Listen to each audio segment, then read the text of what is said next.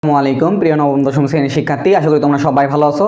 আজকে আমরা তোমাদের এই তৃতীয় পর্বে শিখাবো উদাহরণ 4 এবং 5। দেখো তোমাদের পাঠ্য বইয়ের 46 পেজে আমাদের আছে যে উদাহরণ 4। উদাহরণ 4 এ আমাদের ম্যাথ দেওয়া আছে আর বড় করতে বলছে। তাহলে দেখো একটু খুব সুন্দর একটা ম্যাথ দিছে।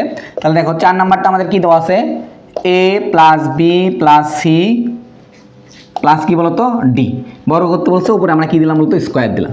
এবার আসো চারটা পদের কি আমরা কোন সূত্র পড়ছিলাম, মানে চারটা পদ আছে আমাদের, সূত্র কি আছে বলতো, এরকম একটা সূত্র আছে এ প্লাস বি হোল স্কোয়ার, এরকম আছে, তারপরে এ প্লাস বি প্লাস সি এর উপর স্কোয়ার, এরকম আমাদের সূত্র আছে। কিন্তু আমাদের চারটা পদের কি তুমি সূত্র দেখছো? আমরা কিন্তু চারটা পদের সূত্র পাইনি। তাহলে কি আমাদের এখানে ম্যাথ তো করতে হবে। তো এই জন্য আমাদের একটু একটু ক্যালকুলেশন করে নিই। আমরা যদি লিখি যে ব্র্যাকেট দে a plus B plus C plus d লিখে তার এখানে ব্র্যাকেট দিয়ে আর উপর স্কোয়ার দিলাম। দেখো ভাই, তাহলে আমাদের এখানে এই দুইটা মিলে একটা পদ ধরে নিছি, প্লাস দিছি, এখানে একটা দুইটা মিলে একটা পদ ধরেছি। এটা করা যায়, এই লাইন থেকে আমরা এই লাইনে ক্যালকুলেশন করতে পারি। দেখো সবগুলোর সামনে আমাদের কি আছে, প্লাস, আমরা যেটা ইচ্ছা সেটা করতে পারবো। তাহলে আমরা দুইটা মিলে এক জাত করছি, এই দুইটা মিলে এক জাত করছি, মাঝখানে প্লাস দিছি। এবার আসো, তাহলে এই দুইটা মিলে দিলে মনে মনে ধরি এ, আর এই দুইটা মিলে দিলে আমরা মনে মনে ধরি বি। তাহলে এ প্লাস হোল স্কোয়ার সূত্র হয়ে যাবে, হয় বলো? বুঝতে পারছো কি? আমাদের এখানে শিখেছি হলো চারটা পদের বড় করতে বলছে। তাহলে চারটা পদের তো কোনো সূত্র নাই, যেহেতু সূত্র নাই সেহেতু আমরা কি করতে পারি বলতো, একটু ক্যালকুলেশন করছি। এই দুইটা মিলে আমরা এ ধরে নিছি, এই দুইটা মিলে বি ধরে নিছি, মাঝখানে প্লাস দিছি। প্লাস তো আগে থেকে ছিল। তাহলে আমাদের এ প্লাস বি হোল স্কোয়ার সূত্র, তাহলে এ প্লাস বি হোল স্কোয়ার সূত্র আগে আমরা এখন ফেলাই। তাহলে এ প্লাস বি হোল স্কোয়ার সূত্র কি ভাই বলতো, এ স্কোয়ার, এ স্কোয়ার মানে কি বোঝাচ্ছে, এই পুরোটাই হলো এ, তারপর স্কোয়ার প্লাস 2, এ মানে কি বোঝাচ্ছে এ প্লাস বি, বি মানে কি বোঝাচ্ছে বলতো সি প্লাস ডি, প্লাস তারপরে আমাদের বি স্কোয়ার মানে কি সি প্লাস ডি, তারপরে স্কোয়ার দেওয়া আছে। তাহলে এটা আমাদের না, বুঝতে পারছো কি?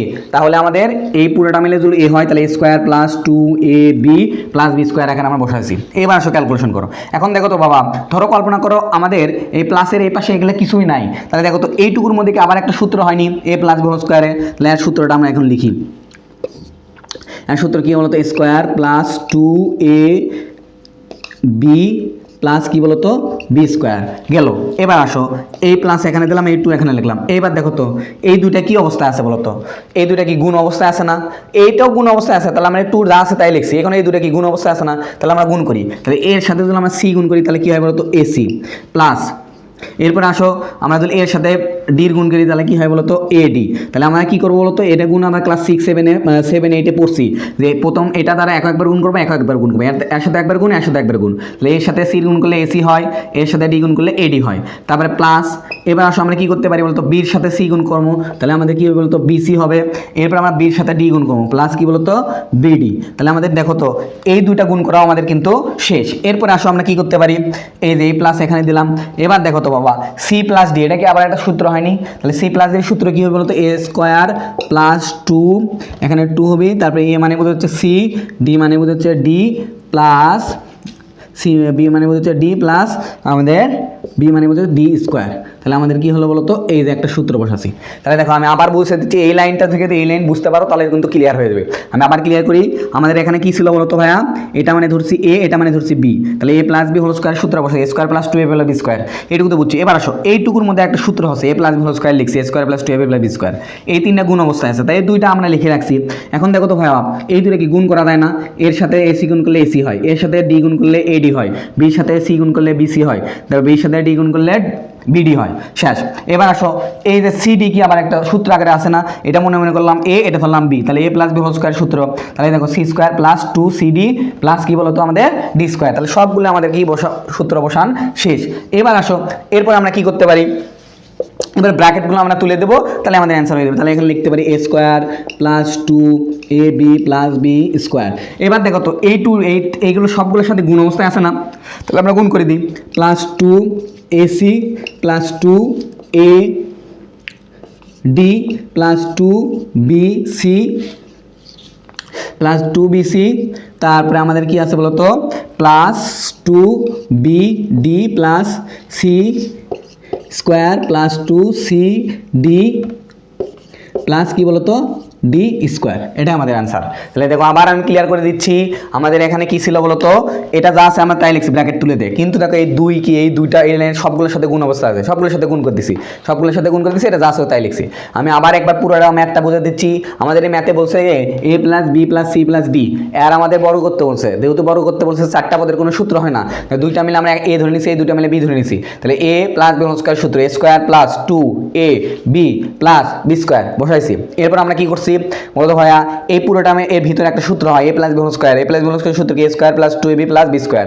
আচ্ছা এই দুই এখানে লিখছি, এই দুইটা কি গুণ অবস্থায় আছে না, তাহলে এর সাথে যদি আমরা সি গুণ করলে এসি হয়, এর সাথে যদি আমরা ডি গুণ করি তাহলে কি হয় বলতো এডি হয়, বির সাথে যদি আমরা সি গুণ করি বিসি হয়, তারপরে বির সাথে যদি ডি গুণ করি বিডি হয়। এবার আসো সি প্লাস ডি, এটা একটা সূত্র না, আমরা a plus B whole square সূত্র আগে ফেলাতে পারি, তাহলে a square plus 2cd plus d square. আশা করি বুঝতে পারছো।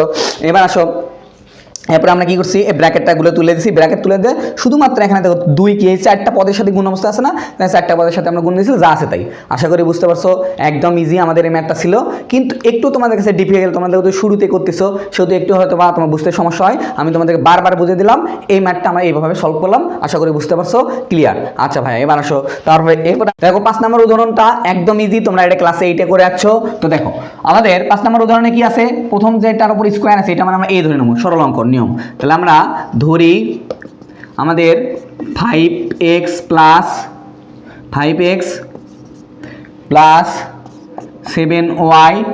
প্লাস 3z সমান সমান আমরা কি ধরে নিলাম বলতো এ ধরে নিছি। এরপরে কি আছে বলতো আরেকটা স্কোয়ার আলা আছে এখানে, তাহলে এটা কি আছে বলতো 7x minus 7y minus 3z সমান সমান আমরা কি ধরে নিলাম বলতো বি ধরে নিলাম।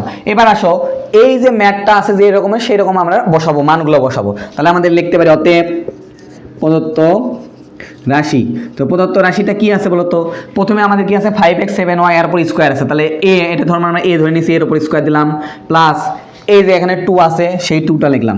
এবার ভাইয়া বলো তো 7x minus 7y minus 3z এটার সমান আমরা কি ধরে নিছি বলতো বি ধরে নিই, তাহলে আমরা এখানে বি লিখলাম।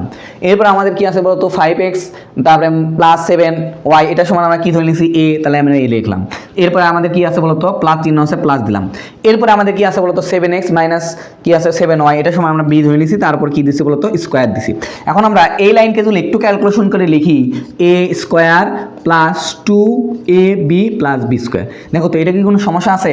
এই তিনটে কি অবস্থায় ছিল এখানে বলতো গুণ অবস্থায় ছিল না ভাইয়া বলতো, এই জিনিসটা আমরা এটা আমরা ভিতরে এখান থেকে ডিরেক্ট আমরা লিখতে পারতাম, তোমাদের বোঝানোর সুবিধার্থে এ আগে লিখছি বি পরে লিখছি, কোনো সমস্যা নাই। আমাদের গুণ অবস্থায় থাকে আমরা চাইলে এখানে ট্রান্সফার করে লিখতে পারি, আগে পরে লিখলে কোনো সমস্যা হয় না। তাহলে দেখো তো আমরা এখান থেকে a square plus 2a plus b square, এটা কার সূত্র ভাইয়া বলতো, এটা কি আমাদের এই যে এর সূত্র না, এ প্লাস বি হোল স্কোয়ার এর সূত্র না, এটা আমাদের বলতো এটার সূত্র না, তাহলে এই সূত্র পেলাম। এবার আসো মান বসাবো, তাহলে আমাদের মানগুলো আমরা বসাই, তাহলে আমাদের দেখো এর মানটা কি ধরেছিলাম সেটা এখানে বসাবো। এর মান ধরেছিলাম 5x plus 7y plus 3z plus আছে প্লাস দিছি। বির মান কি ধরেছিলাম বলতো ভাইয়া, বির মান ধরেছিলাম আমরা 7x মাইনাস 7y প্লাস কি বলতো 3z, আমাদের সরি মাইনাস 3z কি আসলো বলতো মাইনাস 3z।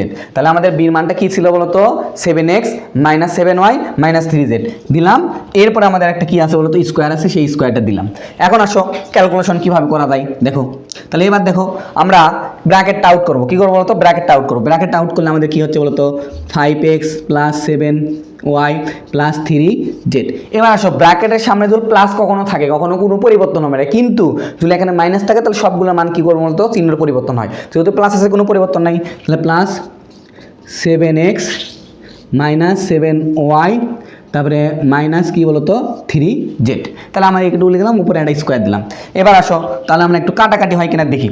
এই যে 7y 3z এর সামনে কি আছে বলতো মাইনাস চিহ্ন আছে, এই 3z এর সামনে কি আছে প্লাস চিহ্ন আছে, এই যে 7y এর সামনে কি আছে মাইনাস চিহ্ন আছে, এই যে 7y এর সামনে কি চিহ্ন আছে বলতো প্লাস চিহ্ন আছে না, তাহলে প্লাস মাইনাস কাটা দিছি। তাহলে এখানে আমাদের কি আছে বলতো এখানকার 5টা x আর এখানকার 7টা x, তাহলে 5টা আর 7টা মিলে কয়টা হয় বলতো আমাদের এই যে এই জায়গার অ্যান্সারটা আমি একটু এখানে লিখে দিলাম। তাহলে 5টা আর 7টা মিলে কয়টা হয় বলতো 12x, তারপর কি আছে বলতো স্কোয়ার আছে, কি আছে 12x তারপরে স্কোয়ার আছে। তাহলে আমরা 12x এর উপর স্কোয়ার দিলাম। এরপরে আমাদের কি হয় বলতো 12x এর উপর স্কোয়ার তুল হয় 1 আমরা কিভাবে ক্যালকুলেশন করতে পারি দেখো আমাদের এখানে 12x এখন আমরা 12 উপর স্কোয়ার করলে কত হয় বলতো 144 x এর উপর স্কোয়ার করলে কত হয় বলতো x স্কোয়ার এটাই আমাদের অ্যান্সার এরপরের লাইনটা আমি কি করে দিলাম বলতো এখান থেকে আমি তোমাদেরকে লিখে দিলাম এখান থেকে আমি পরের লাইনটা এখানে তুলে দিচ্ছি তাহলে দেখো আমি আবার একটু ক্লিয়ার করে দিচ্ছি একদম ক্লিয়ার হয়ে যাবা তাহলে আমাদের ছিল কি বলতো 5x + 7y + 3z এটা সমান আমরা ধরে নিছি a আর হচ্ছে 7x - 7y - 3z সমান আমরা ধরে নিছি b সরল অঙ্কন নিয়মে এরকম ধরে নিয়ে আমরা সূত্র বসাবো তারপর আমি মানটা বসিয়ে দেবো তাহলে দেখো তো আমরা এই মানগুলো যে এ বি ধরে নিয়েছি সেটা যদি আমি সূত্র এই ম্যাথ অনুসারে বসাই তাহলে আমাদের a + b হোল স্কয়ারের সূত্র হয় তাহলে এর মানটা এখানে বসাছি প্লাস ছিল প্লাস দিছি বির মানটা আমরা এখানে বসাছি ক্লিয়ার এরপর আমরা কি করছি বলতো ব্র্যাকেটের সামনে প্লাস আছে তাই আমরা কোনো পরিবর্তন করিনি তারপরে হিসাব কাটাকাটি এবার দেখো 7y এর আগে প্লাস এখানে মাইনাস কাটা এখানে কি প্লাস এই যে মাইনাস কাটা কাটা গেলে কি থাকে এখানে x থাকে এখানে x থাকে 5টা x আর 7টা x মিলে কয়টা x হয় বলতো 12টা x এখন 12টা x এর উপর যদি আমরা স্কয়ার করে দিই 12 উপর স্কয়ার করলে 44 144 হয় x এর উপর স্কয়ার করলে x স্কয়ার আশা করি বুঝতে পারছো তোমরা তো ক্লাস 8 এই নিয়মে করছিলা আমি আবার তোমাদেরকে বুঝিয়ে দিলাম আশা করি ক্লিয়ার তাহলে এই পর্বে আমাদের এই যে দুইটা ম্যাথ শেখালাম খুব গুরুত্বপূর্ণ ম্যাথ প্রথম ম্যাথটা আমরা কি শিখেছি বলতো চারটা পদের আমরা কি করছিলাম বলতো চারটা পদ ছিল সেই চারটা পদের আমরা কি করছি বর্গ নির্ণয় করছি আর এখানে এসে আমরা সরল অঙ্কটা শিখলাম আশা করি বুঝতে পারছো ক্লিয়ার আসসালামু আলাইকুম